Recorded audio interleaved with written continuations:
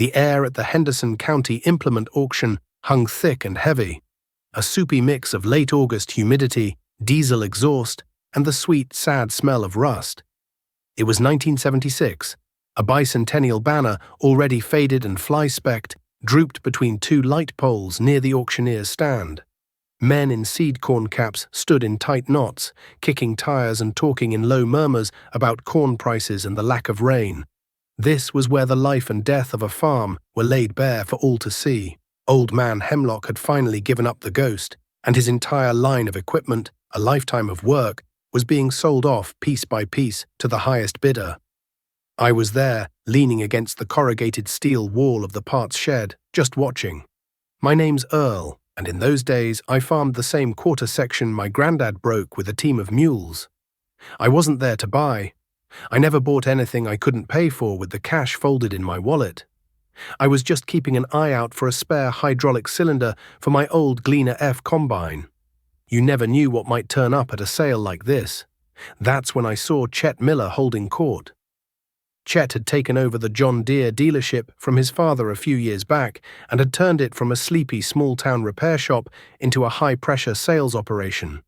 He was slick, with hair that never seemed to move and a smile that never quite reached his eyes.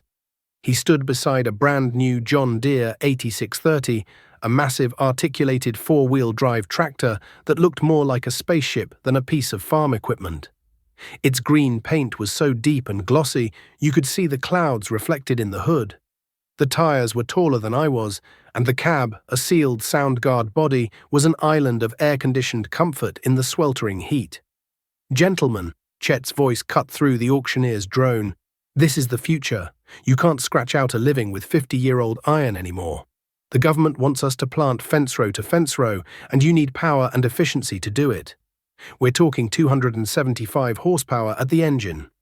We're talking quad-range transmission, air conditioning, AM/FM radio. You can work 16 hours in this machine and feel like you just sat down in your living room recliner." A half-dozen younger farmers, guys who were eager to expand, crowded around him like bees to a honeycomb. They peered into the cab, ran their hands over the flawless paint. Chet had his loan officer from the bank with him, a pale young man in a short-sleeved dress shirt, ready to sign up anyone with a pulse and a deed to their name. "We can get you in one of these for $0 down with a 5-year note," Chet said, his voice dropping to a conspiratorial whisper. "The way land values are going up, the tractor will pay for itself in 2 seasons. You can't afford not to upgrade." My eyes drifted from the gleaming green monster to the line of Hemlock's old equipment. A tired-looking Farmall H, its red paint faded to a dull orange. A John Deere 6600 combine with chaff and dust caked in every crevice. It was a sad sight. Hemlock had tried to keep up, but he'd done it the old way, and the world was passing him by. Or so Chet would have you believe. Chet must have felt my eyes on him because he turned and his salesman's smile tightened a fraction. He knew me. He knew what I ran. He'd been trying to get me to trade in my tractor for years. "Well, look who it is," he said, loud enough for his audience to hear. "Earl, come to see what a real tractor looks like." The other farmers chuckled. I just pushed myself off the wall and gave a slow nod. "Looks expensive, Chet." "It's an investment, Earl, something you wouldn't understand. I heard you're still dragging that old home-built monstrosity of yours around.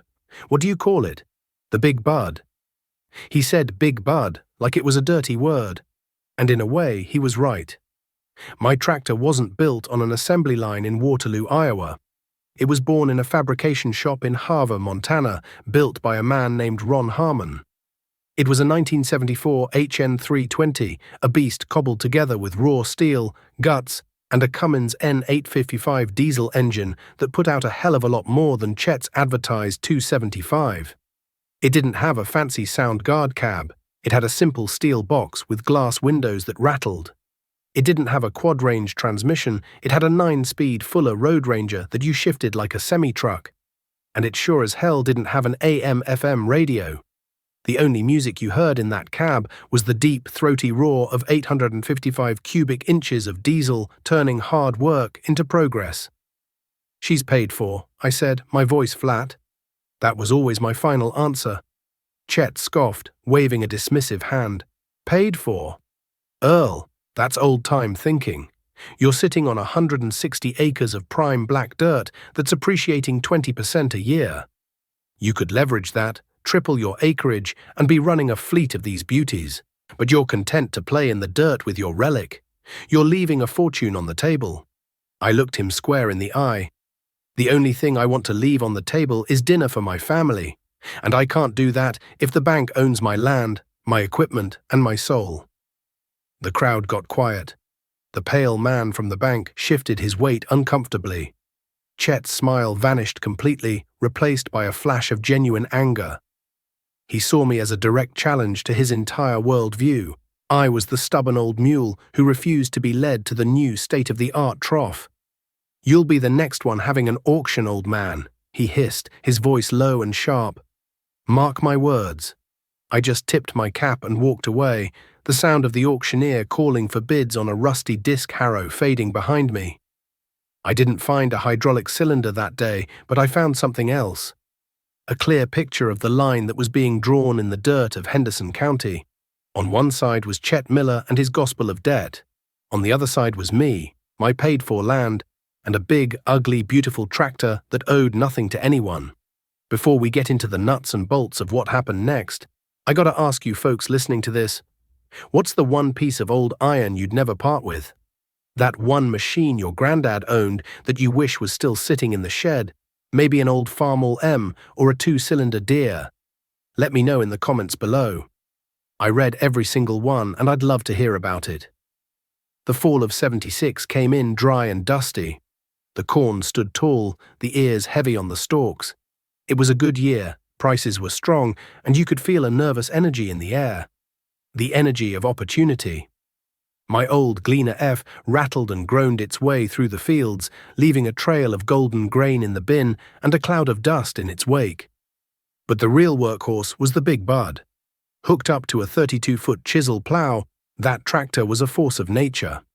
In the crisp autumn air, the sound of the Cummins engine under a heavy load was a symphony. It wasn't the high-pitched whine of the new turbocharged Deeres. It was a deep, resonant growl that you felt in your chest cavity. You could hear it from a mile away, a steady, powerful thrum that said a man was at work. I'd put it in 5th gear, throttle it up to about 1900 RPM, and watch the black soil roll over behind the shanks like waves on a dark ocean. The cab was loud, the steel floor vibrating under my boots, the smell of diesel and warm hydraulic oil a constant companion. But from my seat, high above the ground, I felt like the king of my own small world. A world without monthly payments. That spring, my world came to a sudden greasy halt. I was in the North 80, trying to get my soybeans in before the rain that was forecast for the weekend. The Big Bud was pulling a 40-foot field cultivator, eating up the acres. The sun was warm on the glass, and I had the window cracked just enough to smell the turned earth. Then, with a bang that sounded like a gunshot, the cab filled with a hot, atomized mist of hydraulic fluid. The steering wheel went limp in my hands, and the cultivator arms dropped, digging into the soft ground and bringing the whole rig to a shuddering stop. I killed the engine, the sudden silence deafening. A fine, oily sheen covered everything inside the cab. The dashboard, the seat, me. Outside, a geyser of red hydraulic fluid was pumping out from under the cab, soaking the ground and the massive front tire. One of the main high-pressure lines leading to the steering orbital motor had blown clean off its fitting. I sat there for a minute, the smell of hot oil stinging my nostrils, and just stared. This wasn't a simple fix. That hose was 2 inches in diameter with custom crimped fittings designed to handle 3,000 pounds of pressure. It wasn't a part I could just run into town and pick up at Napa or even at Chet's dealership. They wouldn't have it. They'd probably laugh if I even asked. My first thought was a flash of Chet's smug face at the auction. With one of my new Deeres, you'd just make a phone call. The thought soured in my gut. I climbed down from the cab, my boots sinking into the oil-soaked dirt. The brake was clean, the fitting had failed right at the crimp, a weak point from years of vibration and pressure. There was nothing for it. I walked the 1.5 miles back to the house, the frustration churning inside me.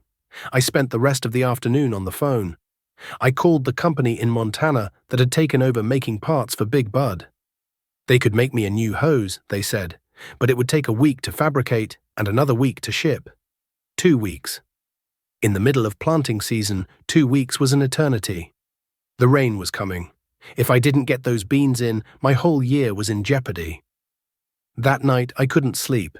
I lay in bed, staring at the ceiling, listening to my wife's steady breathing beside me. The weight of the farm was a physical thing, pressing down on my chest. By 3 in the morning, I'd had enough. I got up, pulled on my greasy overalls, and went out to the shop. The shop was my sanctuary. It smelled of cold steel, oil, and welding flux. I flipped on the overhead lights, their fluorescent buzz chasing the shadows into the corners. There, against the far wall, sat my Lincoln arc welder, an old tombstone-shaped buzz box that had been my dad's. I dragged the broken hose into the light and stared at it. The fitting was ruined, but the hose itself was still good. An idea, born of desperation and stubborn pride, began to form. I couldn't fix the crimp, but maybe I didn't have to. I spent the next hour rummaging through my scrap steel pile, a collection of metal I'd saved over the years because you just never knew. I found what I was looking for, a short, thick-walled piece of hydraulic pipe with an inside diameter just a hair bigger than the outside diameter of the hose. With a hacksaw, I carefully cut the failed fitting off the end of the hose, making the edge as clean as I could. Then I took the new piece of pipe to the bench grinder, beveling the edges on both ends. My plan was simple and probably crazy. I was going to try and weld a new fitting onto a new sleeve, and then weld that sleeve directly onto the steel reinforcement wires inside the hydraulic hose itself. It was a long shot. The heat from the welder could destroy the rubber, and there was no guarantee it would hold the pressure. I fired up the welder, the machine humming to life. I clamped the new fitting into the vise, slid the sleeve over it, and laid down the first bead of weld, the bright blue arc hissing and spitting, filling the shop with the sharp smell of ozone. I was a decent welder, but this had to be perfect. No pinholes, no slag inclusions. The weld had to be stronger than the steel it was joining. I laid bead after bead, building it up, letting it cool slowly. Then came the hard part. I slid the new sleeve and fitting assembly over the raw end of the hydraulic hose. I cranked the welder up as high as it would go, using a 70-18 rod. I had to be fast, hot enough to get penetration into the steel wires, but quick enough not to melt the rubber core. I struck the arc. The rubber smoked and stank. For a few seconds, the shop was a storm of light and smoke. I ran a quick, hot bead around the circumference, connecting the sleeve to the guts of the hose. I let it cool for what felt like an hour, gently tapping it with a hammer, listening to the ring of the metal. It looked ugly, a thick, lumpy scar of a weld. But it felt solid. By the time the sun started to peek over the horizon, I had the hose reinstalled on the tractor. I topped off the hydraulic reservoir, my hands shaking slightly as I poured the 5-gallon bucket of fluid. This was the moment of truth. I climbed into the cab, took a deep breath, and turned the key. The Cummins engine roared to life. I watched the pressure gauge, my heart pounding. It climbed. 500 psi, 1,000, 1,500. It held steady. I grabbed the steering wheel and gave it a turn. The giant wheels responded instantly, turning to the left. I turned it back to the right. They followed. I climbed out and inspected my weld. It was bone dry, not a single drop of fluid. A wave of relief so powerful it almost buckled my knees washed over me. I had done it. I was back in the field an hour later, the cultivator sinking into the soil. Just as I was finishing the last pass along the road, a shiny new dealership pickup truck pulled over. Chet Miller rolled down his window. "Heard you had some trouble, Earl," he called out, a smirk on his face. "Thought you might be needing a tow. Or maybe you're finally ready to talk about that trade-in." I throttled the Big Bud down to an idle and leaned out the window. "All set, Chet. Just had to tighten a bolt." He squinted, looking at the tractor, then at the freshly turned field behind me. He couldn't figure it out. He knew I couldn't have gotten a factory part that fast. The confusion on his face was more satisfying than a record crop. "You got lucky this time," he finally said, his smirk gone. He rolled up his window and sped off in a cloud of dust. I finished the field just as the first drops of rain began to fall. I had saved my crop, and I had done it myself. It cost me a few hours of sleep and a piece of scrap steel. Chet would have charged me for a $200 hose, a $500 service call, and a week of lost time. That day, I knew I was on the right path. My path. The late 70s were a strange time to be a farmer. It felt like the whole world had gone a little bit crazy. The news was full of talk about inflation, interest rates, and the Russian grain deal.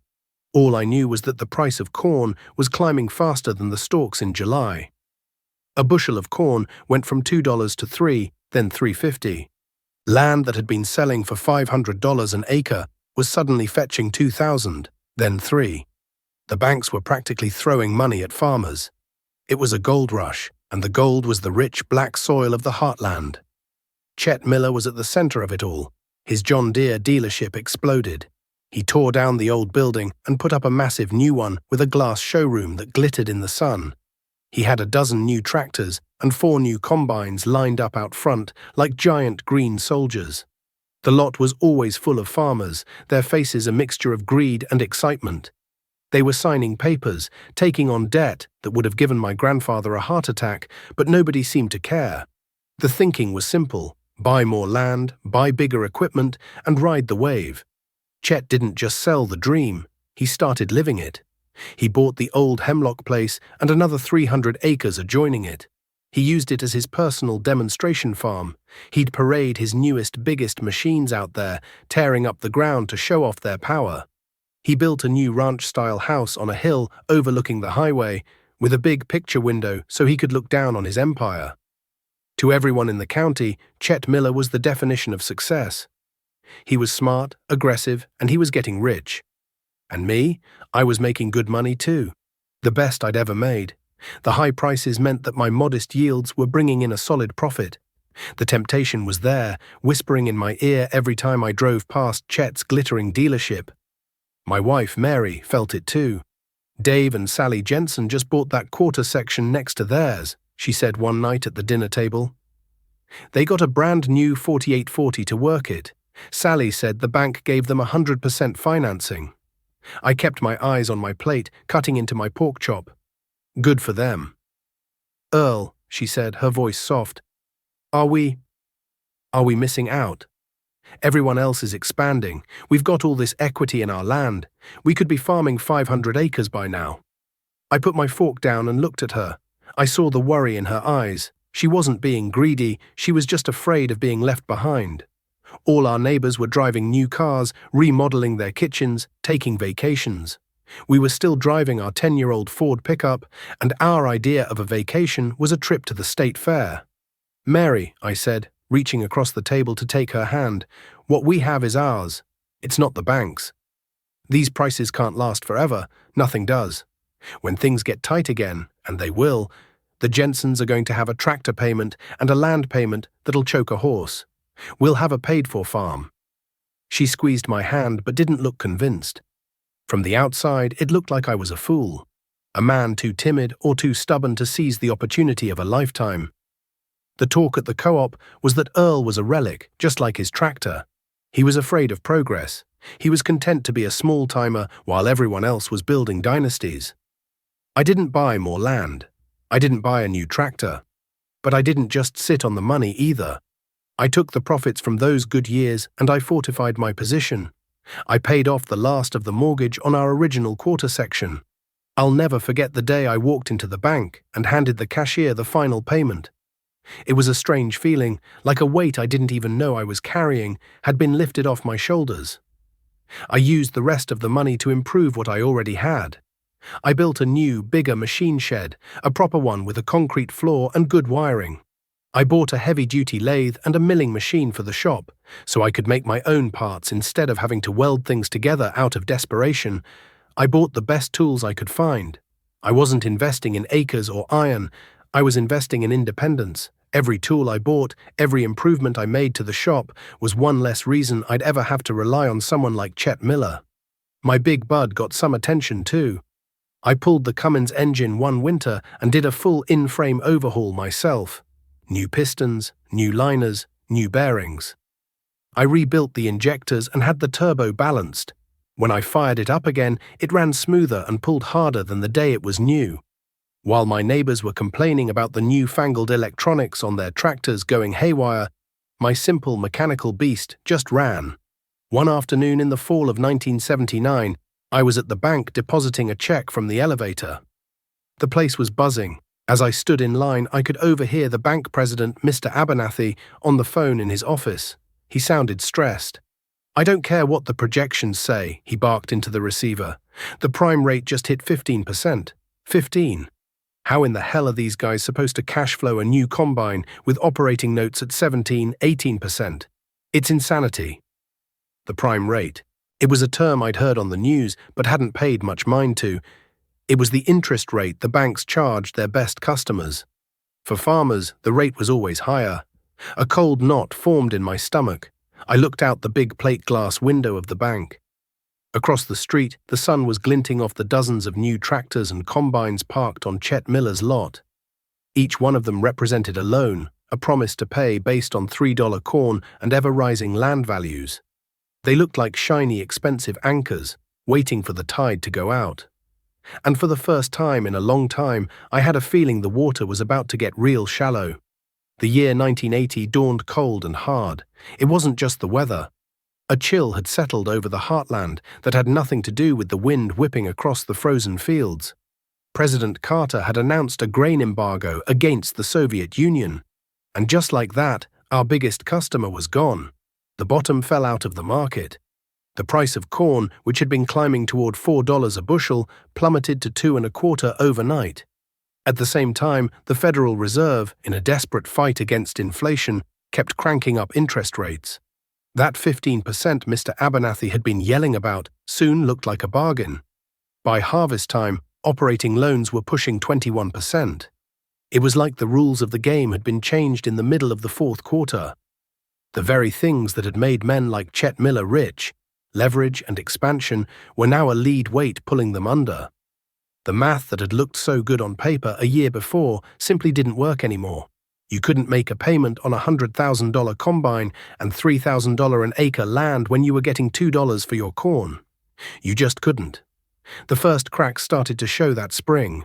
I was at the co-op getting a load of fertilizer when Dave Jensen pulled in. He was the one who'd bought the quarter section next to his place and the shiny new John Deere 4840. He looked terrible, his eyes were bloodshot, and he'd lost weight. He walked over to my truck, his boots scuffing on the gravel. "Earl," he said, not meeting my eye. "You still got that old welder of yours?" "Sure do, Dave. What's the trouble?" "It's the Deere. The alternator went out. Chet wants $900 for a new one, plus labor. Says it's some special high-output model. I just can't swing that right now." "Bring it by the shop," I told him. "Let me have a look at it." He brought it over that afternoon. It was a Delco, just a bigger version of what was on 100 other machines. The problem was a burnt-out rectifier bridge inside. A $10 part, if you could find one. I couldn't, but I told Dave I'd see what I could do. I spent a couple of hours that night at my workbench, carefully soldering in 4 heavy-duty diodes I scavenged from an old industrial power supply. It wasn't pretty, but it was electrically sound. The next morning, I bolted it back on his tractor. It charged perfectly. "What do I owe you?" Dave asked, pulling out a worn leather wallet. "Nothing," I said. "Just buy me a coffee next time you see me at the diner." He stood there for a long moment, looking from the running tractor back to me, and his eyes welled up. "Thanks, Earl," he mumbled, before climbing into his cab and driving away. He was one of the lucky ones, for a while anyway. Chet Miller's dealership, once the bustling hub of the county's prosperity, started to feel different. The mood turned sour, the easy credit was gone. The pale young man from the bank wasn't there anymore. Instead, you'd see Chet in tense conversations with farmers, his voice sharp and low. His big demonstration farm started to look a little ragged around the edges. Weeds were popping up in the corn, and the fence rows he'd bulldozed out in his fervor to plant every square inch were starting to grow back in with brush. The cost of fuel and chemicals had skyrocketed, and even he was having to cut corners. One day I had to go to his parts counter to get a bearing for my old gleaner. As I waited, I saw Chet out on the lot with a man I didn't recognize, a guy in a suit who definitely wasn't a farmer. They were walking the line of used equipment, the trade-ins that were now crowding the lot. The man had a clipboard and was making notes. Chet's face was ashen. He wasn't selling tractors, he was taking inventory for the bank. The final brutal blow came that fall. A hailstorm, the likes of which nobody had ever seen, rolled through the county in late August. It came from the northwest, a churning greenish-black wall of cloud that blotted out the sun. The hail wasn't the size of peas or even marbles.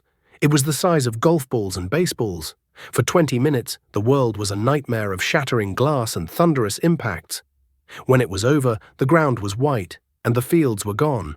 Corn stalks were shredded into green ribbons. Soybean plants were beaten down into the mud, nothing but stems. My crop was hit, but my fields were on the eastern edge of the storm's path. I lost maybe 40%. It was bad, but I'd survive. The heart of the storm, however, had passed directly over the richest, most expensive land in the county. It had passed directly over Dave Jensen's farm. And it had flattened every single acre of Chet Miller's demonstration farm. There was no crop insurance that could cover a total loss like that, not when you were already drowning in debt. The storm hadn't just destroyed the crop, it had destroyed the last shred of hope for a dozen farmers who had bet everything on that one harvest. The foreclosure notices started appearing in the county paper a month later. They were small, dense blocks of text in the legal section, but to us they read like obituaries. Jensen, David and Sally, Miller, Chester, and a half-dozen other names, families who had farmed here for generations. The wave we were all supposed to be riding had finally, catastrophically crashed. The auctions that followed were grim affairs. They weren't like the Hemlock sale, where there was a sense of opportunity mixed with the sadness. These were funerals. Neighbors stood in silence, watching as a man's life was sold off, piece by piece, for pennies on the dollar. The auctioneers had a hard time getting bids. Nobody had any money, and nobody wanted to be seen as profiting from a friend's misery. The bankers, however, had no such qualms. They stood at the back, men in clean shirts and polished shoes, bidding just enough to cover their notes, taking possession of land and equipment they had no idea what to do with. Dave Jensen's sale was on a cold, blustery Saturday in November. I went, though I didn't want to. I felt I owed it to him to be there. His new 4840, the one he'd been so proud of, was parked near the front. It had less than 500 hours on the meter. The bank had already put their lien notice on the windshield. No one even made a bid. The banker just nodded to the auctioneer, and it was over. Dave and Sally stood by their house, holding each other, watching their dreams be dismantled. I saw the alternator I had fixed for him. It was still on the engine. It felt like a small, useless gesture in the face of such a total disaster. Chet Miller's downfall was the most spectacular of all. It turned out he hadn't just leveraged the dealership, he'd leveraged himself to the hilt, using the inflated value of his land as collateral for everything.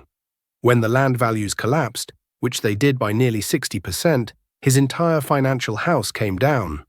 The bank foreclosed on his demonstration farm first, then his big new house on the hill. The final act was the dealership itself. The auction for Miller Implement was the biggest the county had ever seen. It was a regional event. Buyers came from 3 states away. The massive glass showroom was empty, echoing with the auctioneer's call. Everything was for sale. The rows of brand-new tractors, the combines, the millions of dollars in parts inventory, even the hydraulic lifts and the mechanics' toolboxes. I saw Chet there. He was standing off by himself near the parts shed, the same place I'd stood at the Hemlock sale all those years ago. The irony was so thick you could taste it. He looked like a different man. His slick hair was a mess, his expensive suit was rumpled, and the confident smile was gone, replaced by a hollow, haunted look. He wasn't holding court. He was just watching, a ghost at his own wake. Our eyes met for a second across the crowd. There was no anger in his gaze, no arrogance. There was just nothing. He looked away, a man completely and utterly broken. Through it all, I just kept working. My world had shrunk, but it was solid. The low prices meant I was barely breaking even, but I had no payments to make. My biggest expense was diesel fuel, and I bought it in bulk when the price dipped. My big bud, that old home-built monstrosity, was my salvation. It just ran. When a fuel line rusted through, I fabricated a new one from a piece of steel tubing. When the starter began to drag, I took it apart on my workbench and replaced the brushes for $15. I tilled my ground, planted my crops, and harvested what little the hail had left me. Mary and I cut back on everything. We ate from our garden, canned our own vegetables, and patched our clothes. We were poor, but we were free. Every morning, I'd climb into the cab of that old tractor, turn the key, and listen to that Cummins engine rumble to life. It was more than a machine. It was a declaration of independence. It was the sound of survival. While the shiny green fleet across the county sat silent, repossessed, and waiting for a buyer who would never come, my ugly, paid-for tractor was out in the field, turning the soil, ensuring that there would be a next year. Chet had told me I'd be the next one having an auction. He was wrong. I was still here. The spring of 1983 was quiet. Too quiet. You could drive for miles and not see a single tractor in the fields. Farmsteads that had been bustling with life just a few years earlier sat empty, the windows of the houses like vacant eyes. The only activity was the occasional pickup truck from the bank, checking on their new, unwanted properties. The land was resting, but it was a sad, fallow piece. I was out in my shop one afternoon, machining a new bushing for my planter, when a beat-up Ford Escort I didn't recognize pulled into the yard. The man who got out was thin and wore a threadbare coat. It took me a second to realize it was Chet Miller. He walked over to the open shop door, his hands shoved deep in his pockets, and just stood there for a moment, looking at the tools, the lathe, the welder. It was a world away from his gleaming showroom. "Earl," he said, his voice raspy. "Chet." I nodded, shutting off the lathe. The silence that followed was heavy. I heard you might be looking for some help," he finally managed, his eyes fixed on a grease stain on the concrete floor. "Just part-time. Anything." Here he was, the man who had mocked me, who had called me an old man and a relic, asking me for a job. There was a part of me, a small, dark part, that wanted to enjoy this moment. But looking at him, seeing the deep lines of shame and exhaustion etched on his face, I couldn't. He wasn't a rival anymore. He was just a neighbor who had lost his way. "I could use a hand getting the planter ready," I said. "Pay you cash at the end of the day." A flicker of relief crossed his face. "Thanks, Earl. I appreciate it." He worked with me for the next 2 weeks. He was a surprisingly good mechanic. He'd grown up in his father's old shop, after all, before he got into the business of selling debt. He knew his way around a wrench. We didn't talk much about what had happened. We just worked. We replaced bearings, calibrated seed meters, and greased fittings. One afternoon, we were working on the Big Bud, changing the engine oil. He ran his hand over the massive frame rail, a solid piece of 1-inch steel. "You know," he said quietly, "I used to laugh at this thing. Called it a relic." He looked up at the simple, powerful Cummins engine. "But it's still here, it's still running." He shook his head slowly. "All those fancy tractors I sold, all that technology, most of them are just sitting on a lot somewhere, rusting." He finally looked at me. "You were right, Earl. All along, you were right." That was my moment of vindication. It wasn't a public triumph. It wasn't me gloating over his failure. It was just a quiet admission, in the greasy confines of my own shop, from the man who had bet everything on the new way and lost. That fall, the bank held the auction for the old Hemlock Place, the same farm Chet had bought and used as his showpiece. It was 240 acres of the best black dirt in the county. I went to the sale. I had saved every spare dollar for the last 5 years. It wasn't much, but land was cheap again. The bidding was slow. No one had any money. I stood at the back, and when the price stalled at a number that seemed impossibly low, I raised my hand. The auctioneer's eyes found me, and he started his chant again. No one else bid. "Sold," he cried, his hammer falling with a crack. "To Earl." I bought that farm, the symbol of Chet's hubris, for a quarter of what he'd paid for it, and I paid for it with cash. The next spring, I broke that ground not with a brand new articulated deer, but with my old Big Bud, pulling the same chisel plow I'd owned for a decade. And as I watched that rich soil roll over, I felt a sense of rightness, of a circle being closed. As the 80s wore on, things slowly began to turn around. The prices crept back up and the rains returned. The farmers who had survived, the ones like me who had been cautious and stayed out of debt, began to prosper. The community had changed, though. It was humbler, quieter. The flashy optimism was gone, replaced by a hard-won wisdom. Men started coming to my shop, not to buy new parts, but to learn how to fix the old stuff. I'd show them how to rebuild a carburetor or weld a cracked frame. My shop became a kind of community center, a place where old iron was given new life. I never charged for the advice. Chet worked for me for 2 more years. He saved his money, and eventually he and his wife moved to the city, where he got a job managing an auto parts store. I heard he was doing all right. He never got back into farming. Years passed. My son, Michael, grew up and decided he wanted to farm with me. I was glad. I'd seen too many farm kids leave for the city, their family land sold off to strangers. I taught him everything I knew. I taught him how to read the soil, how to time the planting, how to listen to an engine and know what it needed. But the most important lesson I taught him had nothing to do with farming. It was a warm summer evening, years later. We were in the shop, giving the big bud its annual tune-up. Michael, now a young man with grease on his hands that looked just like the grease on mine, was tightening the bolts on the valve cover.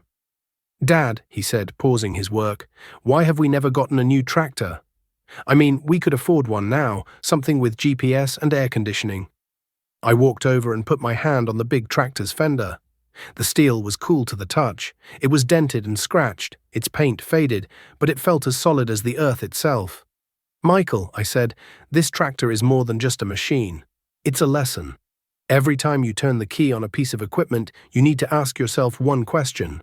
Do I own this, or does it own me?" I pointed to the faded decal on the side of the cab. "This tractor represents freedom. The freedom from a bank payment. The freedom to make your own decisions. To walk away from a bad deal. The freedom to survive a hailstorm or a market crash. All that new stuff is nice, but it comes with a chain attached. And I spent my whole life making sure there were no chains on this farm." He looked at the tractor, then back at me, and I saw in his eyes that he understood. He understood that what I was passing on to him wasn't just a piece of land or a collection of machinery. It was a legacy of independence, a philosophy forged in hardship and proven by time. I'm an old man myself now. I don't spend as much time in the tractor seat as I used to. Michael does most of the heavy work, but sometimes, on a clear fall afternoon, I'll climb up into that old, rattling cab. I'll turn the key and listen to that Cummins roar. From that high seat, I can see it all. I can see the quarter section my granddad broke with mules. I can see the Hemlock Place, now green with my own crops. I can see the machine shed I built with my own hands and the house where I raised my family. It's not a vast empire. It's not the biggest farm in the county. But it's mine, every square inch of it. And as the sun sets, casting long shadows across the freshly tilled soil, I know deep in my bones that it was all worth it.